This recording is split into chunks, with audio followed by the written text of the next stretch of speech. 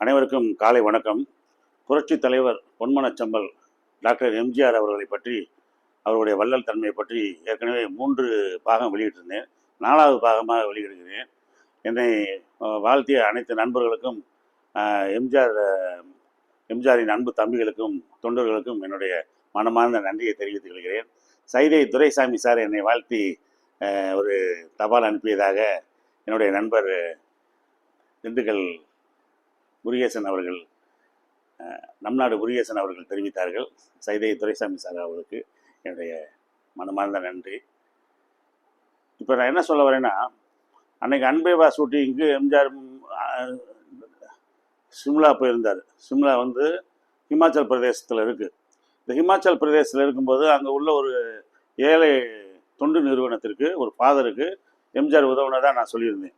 இப்போ அந்த ஹிமாச்சல் பிரதேசத்தில் ஷூட்டிங் எடுத்துக்கிட்டு இருக்கும்போது நிறைய, அது வந்து இந்தியா சைனா பார்டர், அது இந்தியா சைனா பார்டர். ஏற்கனவே இதே வினை படம் எடுக்கும்போது ஜம்மு காஷ்மீரில் வந்து இதே வினை படம் எடுக்கும்போது அதுவும் பார்டர், இந்தியா பாகிஸ்தான் பார்டர். இது வந்து இந்தியா சைனா பார்டர்.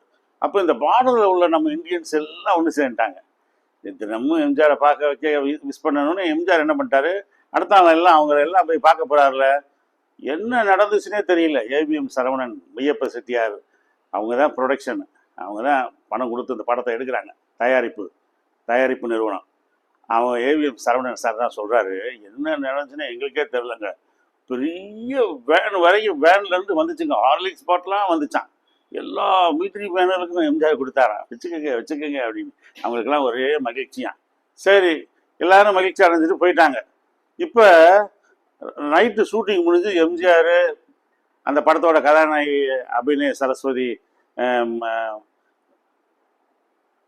சரஸ்வதி உங்களுக்கே தெரியும், சரோஜா தேவி, அவங்க, ஏவிஎம் சரவணன் டைரக்டர் எல்லாம் ஒரு வேனில் முன்னாடி போகிறாங்க.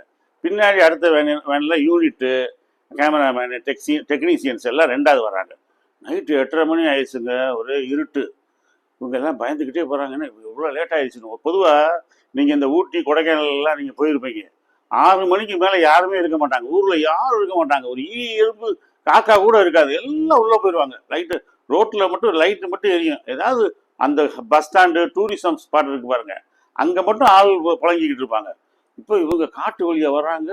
இந்தோ சைனா பார்டர் வேற. பார்த்தா வழியில் இவங்க பயந்த மாதிரியே ஒரு பெரிய கம்பு கிடக்கு. போச்சுரா, கம்பு இருக்கு, யாரோ நிற்கிறாங்க அப்படின்னு இவங்க எல்லாம் பயந்துக்கிட்டு இருக்காங்கல்ல. பார்த்தா ஒருத்தர் ஓடியாரு, தலைவா வணக்கம் அப்படின்னு. யாரு அப்படின்னு பார்த்தா அவர் நம்ம தமிழ்நாட்டுக்காரு, மிலிட்ரி மேனு. எல்லாரையும் நீங்கள் பார்த்துட்டீங்க, எல்லாரையும் நண்பர்கள் எல்லாம் சொன்னாங்க, ஆர்லிக்ஸ் பாட்டில் கொடுத்துருக்கீங்க, என்னை இங்கே சென்ட்ரி போட்டாங்க ராத்திரியில் பாருங்க. நடு காட்டுக்குள்ள நம்ம தமிழ்நாட்டுக்கார் வந்து அங்கே இந்தியா சைனா பார்டரில் எல்லை பகுதியில் வேலை பார்க்குறாரு பாருங்க. அவருக்கு எம்ஜிஆர் வந்ததை கேள்விப்பட்டு, இன்னைக்கு உங்களை பார்க்கணும்னே தான் நான் மரக்கட்டையை போட்டு வச்சிருக்கேன் அப்படின்னு சொல்லிட்டு நைட்டு 8:30 மணிக்கு கம்பு எடுத்துக்கிட்டு தலைவரை பார்த்து விஷ் பண்ணுறாரு. நல்லா இருக்கீங்களான்னா தலைவர் சொல்கிறார், நல்லா இருக்கீங்களா, நீங்கள் நல்லா இருக்கீங்களான்னு கேட்குறாரு. தலைவர் கேட்குறாரு அவரை, நான் நல்லா இருக்கேன், நீங்கள் எந்த மாவட்டம் அப்படின்னா, நான் திருச்சி மாவட்டம், பிள்ளைகள்லாம் திருச்சியில் இருக்காங்க, நான் இங்கே வேலை பார்த்துக்கிட்டு இருக்கேன், ராணுவத்தில், இந்திய ராணுவத்தில் வேலை பார்க்குறேன்னா. ரொம்ப நீங்கள் வேலை பாருங்கள், உங்களுடைய வேலையினால நீங்கள் இந்தியாவை பாதுகாக்கிறதுனால தான் நாங்கள் இந்தியாவில் சந்தோஷமாக இருக்கோம் அப்படின்னு சொல்லிட்டு எம்ஜிஆர் அவருக்கு கையில், அவர் வேணான்றாரு. அவருக்கு ஒரு பணம் கை மாறியது. யார், நம்ம ஏவிஎம் சரவணன் சார் சொல்கிறாரு. பார்த்தா அந்த இருட்டுக்குள்ளே அப்புறமேட்டு போகிறாங்க. அவர் சரோஜா தேவி மேடம் சொன்னாங்களா, இந்த எல்லையில கூட எம்ஜிஆருக்கு பாருப்பா ஒரு ரசிகர் இருக்காருப்பா, என்னப்பா ஆச்சரியம் அப்படின்னு அவங்க அந்த அழகா குரல்ல பேசுவாங்கல்ல, கோபால் அப்படின்னு அந்த ஸ்டைலில் சொல்லியிருக்காங்க. எம்ஜிஆரே சிரிச்சிட்டாராம். எம்ஜிஆருக்கு இல்லாத ஆளா, உலகம் பூரா எம்ஜிஆருக்கு அவருடைய நண்பர்கள் தான். சரி, இப்போ அந்த அன்பேவா ஷூட்டிங், அந்த ஷூட்டிங்லேருந்து வெளியே வந்துடுவோம். இப்போ எம்ஜிஆர் வந்து தோட்டத்தை விட்டு வெளியே போயிட்டு இருக்கும்போது தினமும் ஒரு ஆள் வந்து, நீங்கள் கேள்விப்பட்டிருப்பீங்க இந்த விஷயத்த, நான் கொஞ்சம் விவரமாக சொல்கிறேன். தினமும் ஒருத்தர் வந்து ஒரு பையனை தோளில் தூக்கி வச்சுட்டு எம்ஜிஆரை வந்து பார்த்துக்கிட்டு இருக்காரு. ஒரு வாரமாக இருக்கு. எம்ஜிஆர் சொல்கிறாரு டிரைவர்கிட்ட, அவர் டெய்லி நின்றுக்கிட்டு இருக்காரு அந்த சின்ன பையனோட, அவரை தோட்டத்துக்கு கூப்பிட்டு வாங்க இன்னைக்கு அப்படின்றாரு. உடனே அவர் தோட்டத்துக்கு வராரு. வந்ததும் என்ன விஷயம் அப்படின்றாரு. தலைவரை பார்க்கணுன்னு வந்தேன். தலைவர் என்ன விஷயம் அப்படின்றாரு. தலைவர் என்ன விஷயம் அப்படின் போது அவர் சொல்கிறாரு, இவனுக்கு பேர் வைக்கணும் அப்படின்றாரு. உடனே அவன் வந்து, உங்கள் படம் மலைக்கல்லன், அப்போ தான் எம்ஜிஆர் முன்னேறி வராரு. அந்த ஸ்டார்டிங் பீரியடு, அந்த அந்த ஆரம்ப பீரியட் அப்போ தான் கஷ்டப்பட்டு அவர் வாழ்க்கையில் 40 வருஷம் கஷ்டப்பட்டு முன்னேறி வந்த டைமில் நடித்த படம் மலைக்கல்லன். அந்த மலைக்கல்லன் படம் வந்த அன்னைக்கு இவன் பிறந்தாங்க, அதனால தான் இவனுக்கு மலைக்கல்லன் வச்சான் அப்படின்னு. சரி, இப்போ இவனுக்கு பேர் வைக்கிறீங்களே, இவ்வளோ நாள் இவனுக்கு பேர் இல்லாமையா இருக்கும் அப்படின்னு. பேர் மலைக்கல்லன் தான் நாங்கள் கூப்பிடுவோம் அப்படின்னு அப்புறம் எம்ஜிஆர் ஒரு பேரை வச்சுட்டு அவங்களுக்கு பணம் கையில் கொடுத்துட்டு அனுப்பி விட்டுறாருங்க. இப்போ போயிட்டான் இந்த பையன் மலைக்கல்லன் போயிட்டான் அவங்க அப்பாவோட. ரொம்ப நாள் கழிச்சு இந்த பையன் வர்றாங்க, திரும்ப வர்றான். வந்து எம்ஜிஆர்ட்ட வந்து வணக்கம் செலுத்துறான். அப்பாவும் மகனும் அதே மாதிரி நிற்கிறாங்க. என்ன மலைக்கல்லன் அப்படின்ற ஞாபகம் இருக்காங்கய்யா? நல்லா ஞாபகம் இருக்கு. மலைக்கல்லன் தானே உன் பேரு? மலைக்கல்லன் என்னுடைய படம் வந்தப்ப நீ பிறந்த, உங்க அப்பா சொன்னாரு. சரி, என்ன விஷயம் அப்படின்றாரு. இந்த மாதிரி +2 முடிச்சிருக்கேன் ஐயா, மெடிக்கல் காலேஜில் சீட்டு கேட்குறேன், சீட்டு இல்லைன்னு சொல்கிறாங்க அப்படின்னு. எம்ஜிஆர் சீட்டு இல்லைன்னாங்களா? ரைட் அப்படின்ட்டு பிஏ அப்புறம் கூப்பிட்றாரு, ஆஃபீஸர்ஸ் அப்புறம் கூப்பிட்றாரு. இந்த பையனுக்கு எப்படியாவது ஒரு சீட்டு கொடுக்கணும் அப்படின்றாரு. உடனே எல்லாரும் தேடி பார்க்குறாங்க. சார் எல்லா கோட்டாவும் முடிஞ்சிருச்சு, ஏன் கோட்டா கூடயா? ஒரு சீட்டு கூட இல்லையா அப்படின்னு. ஒரு சீட்டு கூட இல்லை அப்படின்னு எல்லா ஆஃபீஸரும் சொல்கிறாங்க. எம்ஜிஆர் அப்புறம் டக்குன்னு போடு, எங்கள் அண்ணனுக்கு போடு அப்படின்றாரு. யாருக்கு? ஆந்திராவில் சீஃப் மினிஸ்டர் என்டி ராமராவுக்கு போகிறாரு. ஃபோன் போட்ட உடனே என்டி ராமராவ் அங்கேருந்து, அண்ணே சொல்லுங்கண்ணே என்னென்ன விசேஷம் அப்படின்றாரு. உடனே எம்ஜிஆர் இங்கேருந்து, அண்ணே வேற ஒன்றும் இல்லைண்ணே, என் பையன் ஒரு பையன், நம்ம பையன், அவனுக்கு வந்து ஒரு மெடிக்கல் சீட் வேணும் அப்படின்னு அவர் கேட்குறாரு. அங்கே ஆந்திராவில் அவர் ஆஃபீஸர்ஸ் அப்புறம் கேட்குறாரு. இதே தமிழ்நாடு மாதிரி அங்கே எல்லாரும் போட்டோன்றாங்க. போட்டோன்னொடனே ஒரே ஒன்று என்டி ராமராவுக்கு ஒரே ஒரு சீட்டு அவர் கோட்டாக்கு மிச்சம் இருக்கு. ஆனால் எனக்கு ஒரு சீட்டு இருக்குண்ணே, என் கோட்டாலேயே படிச்சுக்க வச்சுறேனே பையனை அப்படின்றாரு. எம்ஜிஆர் சொல்கிறாரு, அந்த பையனுக்கு நான் தான். இனி அந்த பையன் உங்கள் பையன் கிடையாது, அவன் என் பையன், நான் பார்த்துக்கிறேன்னு சொல்லிட்டு இப்போ அந்த பையன் வந்து ஆந்திராவுக்கு போயிட்டான். எப்படி பாருங்க, கிராமத்தில் பிறந்த பையன் எம்ஜிஆரை சந்திச்சு இப்போ எம்பிபிஎஸ் படிக்கிறதுக்கு ஆந்திரா போயிட்டான். ஆந்திரா போனால் இவன் ஆங்கிலத்தில் எம்பிபிஎஸ்லாம் முடிச்சுட்டு இவன் வேலைக்கு போயிட்டான். இது மேட்டர் அப்படியே முடிஞ்சிருது. இப்போ பாருங்க, நல்லா கவனிங்க. தர்மம் தலைகாக்கும், தர்மம் தலைகாக்கும்ன்றது அது எந்த அளவுக்கு உண்மைன்னு பாருங்க. புரட்சி தலைவர் வந்து ஃபர்ஸ்ட் அப்பதான் இந்திரா காந்தி அம்மா வர்றாங்க. எப்பயுமே மேடையிலாம் நீங்க பாத்தீங்கன்னா மண்டம் ஏறுவார். 10 படிக்கட்டு 20 படிக்கட்டு வேகமா ஏறுவார். அண்ணா சிலைக்கு மாலை போடுவார், பெரியார் சிலைக்கு மாலை போடுவார், டக்கு டக்கு டக்கு டக்குன்னு இறங்குவார். அப்படி இந்திரா காந்தி அம்மா கூட்டிட்டு ஒரு இடத்துல மேலே போகும்போது கீழே வரும்போது டக்குன்னு உட்காந்துட்டார். எம்ஜிஆர் உட்காந்துட்டார். உட்காந்த உடனே அவருக்கு அப்படியே தன்னை ரிலாக்ஸ் பண்ணிட்டு மறுபடியும் ஸ்டார்ட் பண்றாரு அவருடைய மூமெண்ட்டை. அப்பயே அவருக்கு ப்ராப்ளம் ஸ்டார்ட் ஆகுதுங்க. அதுதான் படுத்திருக்காரு, தலையில் அப்படியே ஒரு பெரிய சின்ன டென்னிஸ் பால் அளவில் ஒரு கட்டி எம்ஜிஆருக்கு வந்துருச்சு. எம்ஜிஆருக்கு பாருங்க வந்துருச்சு, வரக்கூடாது வந்து விட்டது, நடக்கக்கூடாது நடந்து விட்டது. உடனே எல்லா டாக்டரையும் சக்ஸஸ் பண்ணுறாங்க. கடைசியில் ஜப்பான்லேருந்து டாக்டர் கானுன்னு ஒருத்தர் கூப்பிட்டு வராங்க. இந்த ஜப்பான்லேருந்து இந்த டாக்டர் கானு வராரு பாருங்க. இந்த கானு வரும்போது அவர் கூட ஒருத்தன் வரையாம பாருங்க. அவன் யாருன்னா, அவன் தான் நம்ம மலைக்கல்லன். எம்ஜிஆர் மூலமாக மெடிக்கல் சீட்டு கிடச்சி எம்பிபிஎஸ் படித்தவன் இவன் போய் இந்த டாக்டரோட கூட இருக்காங்க. அவன் பாருங்க எப்படி பாருங்க, அவன் வாழ்க்கையில் எங்கே வைட்டான் பாருங்க. அவனும் அந்த ஜப்பான் டாக்டரும் எம்ஜிஆருக்கு மருத்துவம் செய்கிறாங்க. மருத்துவம் செஞ்சால் எம்ஜிஆர் குணமாயிருச்சு. இப்போ எம்ஜிஆர் குணமாயிருச்சு. அந்த டாக்டர் கானுட்டு போய் சொல்கிறான், இவர் தான் என்னுடைய ஸ்பான்சர், எம்ஜிஆர் தான் என்னுடைய ஸ்டெப் ஃபாதர், என்னை படத்தை எடுத்து என்னை ஆல்மோஸ்ட் வளர்த்தவர், இவனால தான் சீட்டு கட்டு நான் வந்து சீட்டு கிடச்சி எம்பிபிஎஸ் சேர்ந்து மெடிக்கல் கோர்ஸ் முடித்தவன் அப்படின்றாரு. அவர் டாக்டர் கானுக்கு ரொம்ப சந்தோஷம். எம்ஜிஆரை பற்றியெல்லாம் கேள்விப்பட்டதும் எம்ஜிஆருக்கு இந்த மாதிரி ஒரு பெரிய லெவலில் தனக்கு ஒரு இது வந்ததும் அவராலேயே தாங்க முடியல. சரி, டாக்டர் கானுக்கு வந்து ஒரு நன்றி அறிவிக்கும் ஒரு விழா மாதிரி நடத்துகிறாரு. நன்றி தெரிவிக்கும் விழா, அதான் அந்த கிராட்டிடியூட் டே. இப்போ நம்ம நாட்டில் பாருங்க, எம்ஜிஆர் செய்கிறாரு பாருங்க, நன்றி மறப்பது நன்றன்று, நன்றல்ல அன்றே மறப்பது நன்று. நன்றியை தனக்கு செஞ்ச நன்றிக்கு பதில் செய்கிறாரு பாருங்க எம்ஜிஆர். உடனே டாக்டர் கானு அந்த மேடையில் பாராட்டி, நம்ம மக்கள் ஏழிக்க மக்கள் தான் கூட்டம் கூடுமே, சரியான கூட்டத்தில் இவர் தான் என்னை காப்பாற்றிய டாக்டர் அப்படின்னு சொல்லி அவரை வாழ்த்தி பேசிட்டு 1.5 கிலோவில் அவருக்கு ஒரு தங்க மாங்கனி கொடுக்குறாருங்க. 1.5 கிலோலாம் பார்த்துக்குங்க. 1.5 கிலோனா 1500 கிராம். 1500 கிராம் எத்தனை பவுன் இருக்குன்னு பார்த்துங்க. ஒரு பவுன் வந்து 8 கிராம். அப்போ இந்த டாக்டர் கானுக்கு ஒரே சந்தோஷம். பாரு, நம்மளுக்கு இவ்வளோ பெரிய கிஃப்ட் கொடுத்துருக்காரு எம்ஜிஆர், தங்க மாங்கனியை டாக்டர் கானு வாங்கிட்டாரு. அவர் அழகா இங்க இந்தியாவிலேருந்து அவர் போய் நேராக ஜப்பானில் போய் இறங்கிட்டார். இப்போ ஜப்பானில் போய் இறங்கின உடனே டாக்டர் கானுவை ஜப்பான் அந்த இமிகிரேஷன் ஆஃபீஸர்ஸ் இருக்காங்கல்ல ஏர்போர்ட்டில், அதாவது மேலே போகிறது திரும்பி வர்றது இமிகிரேஷன் ஆஃபீஸர்ஸ், அவங்க தான் உள்ளுக்குள்ளே இருப்பாங்க. அவங்க அவங்க டாக்டர் என்ன பாக்கெட்டில் பெரிய உருண்டை பார்த்தா தங்க தங்க மாங்கனியை காமிக்கிறாரு. அவரன்ட்டாங்க, ஏய் ட்ரீட்மெண்ட்டுக்கு போனேன், என்ன அவ்வளோ பெரிய தங்கத்தை கடத்திட்டு வந்துக்கிட்டு இருக்க அப்படின்னு அவர் சொல்கிறாரு. எனக்கு இது தமிழ்நாட்டில் நான் ட்ரீட்மெண்ட் பண்ண ஒரு புரட்சி தலைவர் எம்ஜிஆர் அவர்கள் வந்து எனக்கு கொடுத்த பரிசுப்பா இது அப்படின்றாரு. அவங்களுக்கு நம்பலை, கவர்மெண்ட்டில் என்ன ஏது நடந்துச்சுன்னு அவங்களுக்கு யாரும் எம்ஜிஆர் என்ன யாருன்னு தெரியும். இவர் போய் எதையும் தங்கத்தை கடத்திட்டு வந்தாரோன்ற டவுட்டில் கேட்குறாங்க. இப்போ வந்து இந்தியன் எம்பசிக்கு ஃபோன் பண்ணி கரெக்டாக பார்த்தா எம்ஜிஆர் ஃபோன் பண்ணி சொல்லுங்கள் எல்லாருக்கும் விவரமாக சொல்லுங்கன்னு, இவர் தான் எம்ஜிஆர், அவர் கொடுத்தாருன்னா அள்ளி தங்க கட்டியாவே கொடுத்துருப்பாரு, அவர் தங்க மாங்கனியை கொடுத்துருக்காரு, அவரை உள்ளே விடுங்க அப்படின்ட்டாங்க. அப்புறம் தான் ஜப்பான் கவர்மெண்ட் உள்ளே விட்டாங்க. ஆஹா, இப்படிலாம் இருக்கா, வெளிநாட்டுக்கு போனால் மரியாதை கிடைக்குதா அப்படின்னு எவ்வளோ பெரிய உதவி செஞ்சுருக்காரு பாருங்க எம்ஜிஆர். இப்படி பல உதவிகள் பலது அந்த ஏவிஎம் சரவணன் சொல்கிறாரு. இன்னும் நிறைய உதவிகள் செய்கிறேன் அப்படின்னு செஞ்சுருக்கேன் அப்படின்னு செஞ்சுருக்காரு எம்ஜிஆர். ஒரு தடவை ஏவிஎம் சரவணன் வந்து ஷூட்டிங் இல்லாத நேரத்துலலாம் எம்ஜிஆர் கூடயே தான் வந்து உட்காந்துருப்பாரு, ஃப்ரெண்டாக உட்காந்து எம்ஜிஆர்ட்டே பழகுவாரன். அப்போ எம்ஜிஆர் அவரும் நல்லா அன்பாக பேசிக்கிட்டு இருப்பாங்க. ஆனாலும் எம்ஜிஆர் வந்து சாரு முதலாளி அந்த மாதிரி தான் அப்படி தான் பேசுவாராம். அந்த மாதிரி மரியாதையோட தான் நடத்துவாராம். அப்புறம் எம்ஜிஆர் முதலமைச்சர் ஆன உடனே இந்த ஏவிஎம் சரவணனை எம்ஜிஆர் பாருங்க, அதான் அவருடைய பெருந்தன்மை, சென்னைக்கு மேயர் ஆக்கிட்டாருங்க. சென்னைக்கு மேயர் ஆக்கிட்டாரு. அவ்வளோ பெரிய மேயர், அருமையான பதவி கொடுத்தாரு, உயர்ந்த பதவி கொடுத்துட்டாரு மேயருக்கு. அவருக்கு ஏவிஎம் சரவணனுக்கு பதவி எதுவியெல்லாம் பற்றி தெரியவே தெரியாது, அவரே பயந்து போயிட்டாரு. அப்போ அவங்க எல்லாமே ஏதோ ஒரு கூட்டம் போட்டு பேசிக்கிட்டு இருந்திருக்காங்க. ஏவிஎம் சரவணன் இவங்கெல்லாம் அவங்க எல்லாமே அந்த அந்த எலைட் குரூப் படித்த ஆளுங்க பணக்காரங்களாக சேர்ந்து ஒரு கூட்டம் போட்டு பேசிக்கிட்டு இருக்காங்க. என்ன பேசுகிறீங்க அப்படின்னு எம்ஜிஆர் எதாச்சும் அந்த பக்கம் போனப்போ கேட்டிருக்காரு.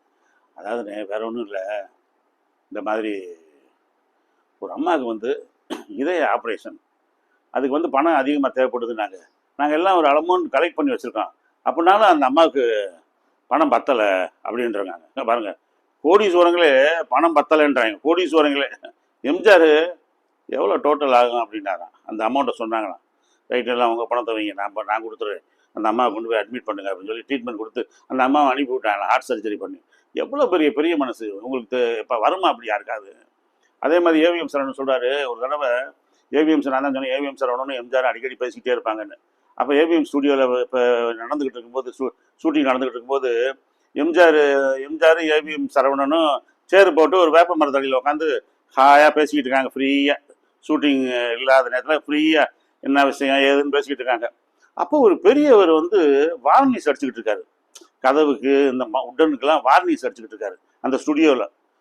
எம்ஜிஆர் அவரவே பார்த்துக்கிட்டு இருக்காரு. யாரு எங்கேயோ பார்த்த மாதிரி இருக்கே அப்படின்னு. எம்ஜிஆர் பார்க்குறத பார்த்தது ஏவிஎம் சரவணன் பயந்துட்டாரு. ஐயோ யாரையோ இப்போ எம்ஜிஆர் பார்க்குறாரு, இப்போ என்ன நடக்க போதோ அப்படின்னு. அப்புறம் நேராக கிட்ட எம்ஜிஆர் போனாராம். போயிட்டு, அண்ணே உங்கள் பேர் இதுதானே அப்படின்னாராம். உடனே அவர், ராமச்சந்திரா என்னை கண்டுபிடிச்சிட்டியான்னு அப்படியே கட்டி பிடிச்சி அழுதுட்டாராம். என்னண்ணே உங்களை தெரியாமல் இருக்குமானே அப்படின்ட்டு ஏவிஎம் சரவணன்ட்ட சொன்னாராம். நாங்களாம் சின்ன பையனாக இருக்கும்போது இவர் வந்து ராஜபாட்டு நாடகங்களில் ராஜபாட்டா நடிப்பார், உயர்ந்த ராஜா மாதிரி நடிப்பார் கம்பீரமாக. நாங்கள் சும்மா துக்கடாவா கூட நடிப்போம். இன்னைக்கு பாருங்கள் இப்படி ஆகிட்டாருங்க வாழ்க்கையில் அப்படின்னு. என்னென்ன இப்படி ஆகிட்டீங்க அப்படின்னு சொல்லிட்டு அவரை கூப்பிட்டு போய் எம்ஜிஆர் தனியாக பேசிக்கிட்டு இருக்காரு. பேசிக்கிட்டு இருக்கும்போதே தெரிஞ்சிருச்சு யார் ஏவிஎம் சரவணன் சொல்கிறாரு, எம்ஜிஆர் ஒருத்தரை கூப்பிட்டு போய் பேசுனா என்ன நடக்கும்னு தெரியாதா, எங்களுக்கு தெரிஞ்சிச்சு நீ நாளையிலேருந்து அவர் வேலைக்கு வர மாட்டாருன்னு.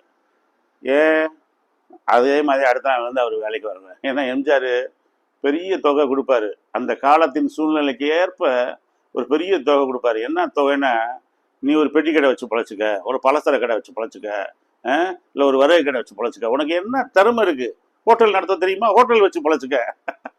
அப்படிதான் பெரிய ஆளுகள்லாம் உருவாக்கி விட்டார் எம்ஜிஆர். அது அடுத்ததில் சொல்கிறேன். பெரிய ஆளுகளெல்லாம் காலேஜ் கட்டி கொடுத்து, காலேஜ் கட்டி இன்ஜினியரிங் காலேஜ் மெடிக்கல் காலேஜெல்லாம் கட்ட விட்டார் எம்ஜிஆர். அதே மாதிரி இப்போ பணத்தை அவர் பெரியவர் கட்டுப்பணம் கை மாறியது, பெரியவர் எம்ஜிஆர்ட்ட வள்ளல்கிட்ட வாங்கிட்டு போயிட்டாருன்னா அடுத்த நாள் ஏவிஎம் சரவணன் பார்த்துக்கிட்டே இருந்தாராம். வேலைக்கு அவர் வரலையா அந்த பெரியவர். வேலைக்கு சொன்ன மாதிரியே நான் நினைச்ச மாதிரியே வரல. எம்ஜிஆரை பார்த்தா என்னையா, சனி பார்வை பார்த்தா ஒருத்தருக்கு சிரமமாகும். எம்ஜிஆர் பார்த்தா அவனுக்கு சுக்கிர திசை தான். அடுத்து அவன் டாப்ல போயிட வேண்டியதான். விவரமானமே பணத்தை வச்சு முறையா பிழைச்சா அவன் பெட்டி கடை வச்சு பழக்கலாம், ஹோட்டல் வச்சு பழக்கலாம், இல்லை பலசர கடை வச்சு பிழைக்கலாம், ஏதாவது ஒரு தொழில் செஞ்சு பிழைக்கலாங்க இல்லைங்களா? அந்த மாதிரி எம்ஜிஆர் ஏகப்பட்ட உதவி செய்கிறாரு. அப்போ நீங்கள் நல்லா கவனிங்க, திரைப்படத்தில் புகழ்ன்ற ஒன்று ஒன்று வந்து எம்ஜிஆர் தன் மேலே அந்த புகழ்ன்ற வெள்ளம் தன்னை அடிச்சுட்டு போகாமல் பார்த்துக்கிட்டாரு. நல்ல உதாரணம் சொல்கிறேன். எம்ஜிஆர் சின்ன பையனாக இருந்தப்ப, எம்ஜிஆர் சின்ன வயசில் இருந்தப்ப, அப்போ தான் அவரும் நடிச்சுக்கிட்டு இருக்காரு, சின்ன சின்ன துக்குடா கேரக்டரில் நடிச்சுக்கிட்டு இருக்காரு. அப்போ தமிழ்நாட்டிலே சூப்பர் ஸ்டார் யாருன்னா பி சின்னப்பா, தியாகராஜ பாகவதர். இங்கிட்ட ஒருத்தர் நம்ம கலைவாணர். பி சின்னப்பா, தியாகராஜ பாகவதர். காமெடியில் கலைவாணன் என்எஸ் மதுரம், என்எஸ் கிருஷ்ணன், என்எஸ் மதுரம் ஒரு பக்கம் கலக்கிக்கிட்டு இருக்காங்க. இந்த பி சின்னப்பா இருக்காரு பாருங்க, புதுக்கோட்டையை சேர்ந்தவர், மதுரை மாவட்டத்தை தாண்டி புதுக்கோட்டையை சேர்ந்தவர். பணத்தை சம்பாரிச்சு புதுக்கோட்டையில் வீடு வாங்கிக்கிட்டே இருக்காருங்க. 40-50 வீடு வாங்குறாரு. அப்போ வந்து விடுதலை ஆகாத டைமு, மன்னர் ஆட்சி இருந்த டைமு. மன்னர்கிட்ட போய் சொல்கிறாங்க, ஐயா மன்னா வீடுகளை பூரா வாங்கிக்கிட்டு இருக்காரு அப்படின்னு. அப்படியே எத்தனை வீடு வாங்கியிருக்காரு? இது வரைக்கும் 50 வீட்டுக்கு மேலே வாங்கிட்டாரு அப்படின்னு. இனிமேல் அவர் வீடு வாங்கினா ஸ்டாப் பண்ணுங்க, அவருக்கு பெர்மிஷன் கொடுக்காதீங்க அப்படின்ட்டாங்களாம். அந்த அளவுக்கு வீடுகளை வாங்கி குமிச்சாரு. யாரு? அந்த பியு சின்னப்பான்றாள். அவ்வளோ பெரிய ஃபேமஸ். 3 வேடங்கள்லாம் நடிச்சாரு. எம்ஜிஆருக்கு இவங்கெல்லாம் சீனியர். அந்த பியு சின்னப்பாங்க குடிச்சு அழிஞ்சு புதுக்கோட்டையில் எத்தனை வீடுகள் வச்சிருந்தாரு, அத்தனை வீட்டையும் வித்துட்டாரு. அத்தனை வீட்டையும் விற்று அவர் மனைவி பாருங்க, மெட்ராஸில் ஒரு தகர கொட்டகையில் இருக்காங்க. தகர கொட்டகையில் வீடு. எம்ஜிஆரை போய் அந்த அம்மா ஒரு நாள் பார்க்குறாங்க. ஐயா அப்படின்னு. எம்ஜிஆர் பெரிய ஆள் ஆனவனே, ஐயா நான் தான் பி சின்னப்பாவோட மனைவினதும், எம்ஜிஆர் என்னம்மா இப்படி இருக்கீங்க அப்படின்னதும், எல்லாத்தையும் குடிச்சு எல்லாத்தையும் விற்று குடிச்சு அழிச்சிட்டாரியா அப்படின்னு. ஒன்றும் கொலைப்படாதீங்கம்மா அப்படின்னு சொல்லிட்டு அந்த அம்மாவுக்கு ஒரு வீடு ஏற்பாடு பண்ணி, அந்த வீட்டில் நீங்களே இருங்கம்மா அப்படின்னு சொல்லி ஏற்பாடு பண்ணி கொடுத்தாரு. எப்படி வள்ளல். அதான் அந்த மாதிரி அந்த அதிக பணம் சம்பாதிக்கிறது, சேட்டை பண்ணுறது, அதை அங்கேருந்து கற்றுக்கிட்டாரு. ஒன்று. ரெண்டாவது, இந்த இவர் நம்ம தியாகராஜ பாகவதரும் என்எஸ் கிருஷ்ணனும் சேர்ந்து ஏதோ ஒரு டான்ஸ் பார்க்குறாங்க. அதை பெருசாக நம்ம போக வேணாம். அதை வந்து மஞ்ச பத்திரிகையில் ஒரு ஆள் லட்சுமிகாந்தன்றவன் அந்த காலத்தில் மஞ்ச பத்திரிகை, இந்த நடிகைகளை பற்றி கிசுலாம் எழுதுறது, அந்த மாதிரி எழுதுறதுல இந்த இவரை பற்றி எழுதிட்டான். யார்? என்எஸ் கிருஷ்ணனையும் பாகவதரையும் தியாகராஜ பாகவதரையும் சேர்த்து எழுதிட்டான். எழுதுனது இவங்க என்ன பண்ணிட்டாங்க, ஏதோ அதை இவங்க அப்டேட் பண்ணியிருப்பாங்க போல. இந்த விஷயம் என்னன்னா, அவன் வீட்டுக்கிட்ட போய் ரிக்ஷாவில் போய்கிட்டு இருந்தவனை ஒரு 6-7 பேர் அந்த ரிக்ஷாவை மடக்கி சதக்குன்னு அவனை வெட்டி கொண்டுட்டாங்க. ஆள் செத்து போயிட்டாங்க. அவன் செத்ததுக்கு காரணம் என்னன்னா, இந்த மாதிரி தியாகராஜ பாகவதரை என்எஸ் கிருஷ்ணன் தான் எழுதினாங்க, அதனால தான் காரணம்னு சொல்லிட்டு வெள்ளைக்காரங்க பிடிச்சி உள்ளே போட்டாங்க. எவ்வளோ பெரிய நடிகர் தியாகராஜ பாகவதர். ஹரிதாஸ் படம்லாம் 3 வருஷம் நடந்துச்சு. 3 தீபாவளி பார்த்த படம். அப்படியே செவேர்னு முடி அழகாக வச்சு அப்படியே தகன்னு தங்கத்தில் மின்னக்கூடிய ஆள். ரெண்டாவது, வீட்டில் நீங்கள் பாருங்க, தங்க தட்டில் தான் சாப்பிடுவாராம், தங்க டம்ளரில் தான் பால் தண்ணியெல்லாம் குடிப்பாராம். அவ்வளோ வசதி, அவ்வளோ பணக்காரன் அந்த காலத்தில். அவர் நடித்த படங்கள்லாம் செம்ம ஹிட்டு. புகழ் எப்படி போயிடுச்சு பாருங்க. 2 பேரையும் தூக்கி உள்ள வச்சுட்டாங்க. 5 வருஷம் 6 வருஷம் உள்ள இருந்தாங்க. எவ்வளவோ போராடினாங்க. சொத்தை பூரா 2 பேரும் வித்துட்டாங்க. 2 பேரும் சொத்தை வித்து வம்பு வழக்குன்னு கேஸுக்கு போனால் என்ன ஆகும்? அவ்வளோதான். கடைசியில் உங்களுக்கு விடுதலே இல்லைன்ட்டாங்க. அப்போ வந்து உச்ச நீதிமன்றம்ன்றது இந்தியாவில் வந்து சுப்ரீம் கோர்ட்டுன்றது இந்தியாவில் கிடையாது. அது வந்து லண்டனில் தான் இருந்துச்சு. அதுக்கு பேர் ப்ரிவி கவுன்சில்னு பேர். அந்த ப்ரிவி கவுன்சிலில் தான் வெள்ளைக்காரங்க தான் அங்கே சீஃப் ஜட்ஜு.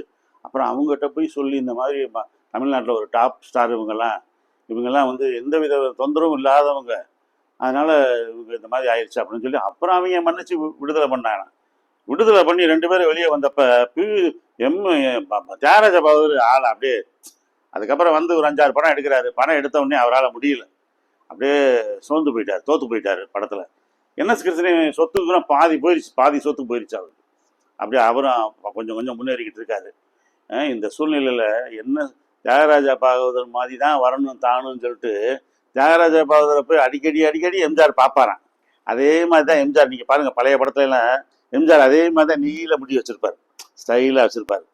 அந்த தியாகராஜ பாகவதர் உடம்புல பூரா மோதிரம், கழுத்தில் பூரா செயின், கையில் பூரா காப்பு.